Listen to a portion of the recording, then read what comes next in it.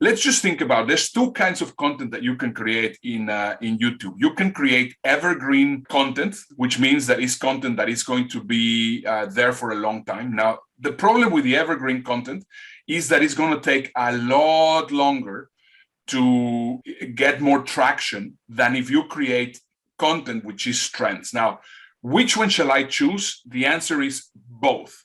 You need to have a combination of both.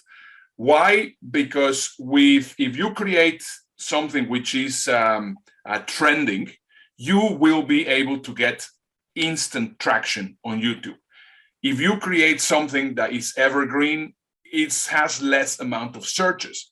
So a very, very good way to start to figure out what people are searching for is to go to trends.google.com. So for example, I was doing a search on the metaverse. On the metaverse, there are thousands and thousands of searches with anything to do with cryptocurrency, anything to do with virtual reality, everything to do with artificial intelligence. So there I could see, you know what, there's so many topics that I can talk about. Now, my son was doing some very interesting research using trends.google.com, and he was saying, well, you know, what are the most popular games? Is it going to be Roblox? Is it going to be Fortnite? Is it going to be Among Us? And then we actually discovered that Among Us was on the way down, while Roblox, which is an older game, was on the way up. And there's thousands of topics to talk about on that for what he's doing for his channel. So every person at any age, at any generation that they belong, they can find content to be able to create. So there's two kinds of content that you can create. First of all, the evergreen, like for example, how to do anything, how to change a tire, how to fry an egg, how to bake a cake, how to become a vegetarian, how to do keto diet, how to whatever. All those things are evergreen. Now, if you think about trends, for example, I just finished a video on New Year's resolutions. Right now, that topic is very big. It's obvious, and it's going to be happening on a yearly basis. But that, of course, is going to be only applicable for a short period of time. But what happens is there's a huge search on searches, if that is understood. So of course that is great. So if I suddenly identify that something is going to happen, I definitely create a video which is going to help my videos go up. Like for example, during the 2020 election, I created a video that was about the different debate styles between Donald Trump and Joe Biden.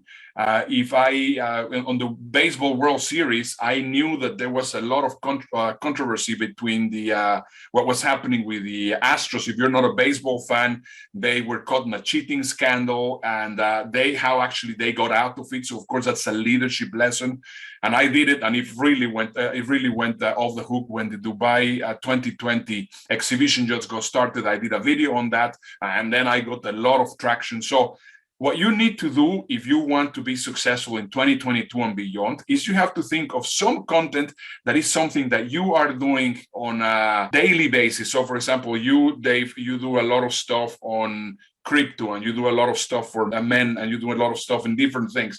That's great, because of course that's going to be evergreen content. But if you can actually alternate, you need to make some videos which are on trending topics, something which is going to help your views go up, and then the other ones, it's basically the tortoise and the hare. Some of it's going to be very fast, some of it's going to be very slow, but if you have it combined, it's great. In order for you to do well on YouTube, you need to have at least one video a week. In my case, I would say, well, try to have 5 videos per month, and you need to have some content videos, you need to have some trending videos, you need to have also some videos which are going to make you some money. That's very important.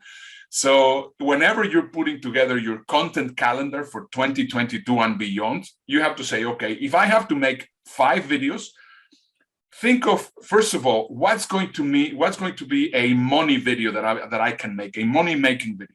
So what you do, for example, in my case, I will promote my own services, not in a blatant way, just promoting, but I will basically talk about what I do and how I can help people. And I will just at the very end give a call to action. So that's a money-making video. Now, if you want to do a trending video, figure out, well, what can be trending. Search in trending.google.com or use the link for the tool that I normally use, which you can see in the description below. And you can search what people are searching on YouTube, and you create those kind of videos that are going up. Like, once again, as I was saying, during the election, that is what I benefited from. And you can actually even predict what's going to happen.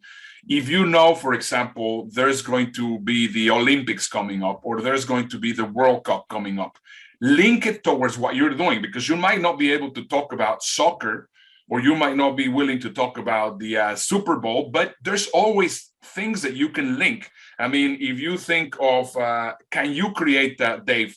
For example, can you create a leadership video about what happens in football during the Super Bowl?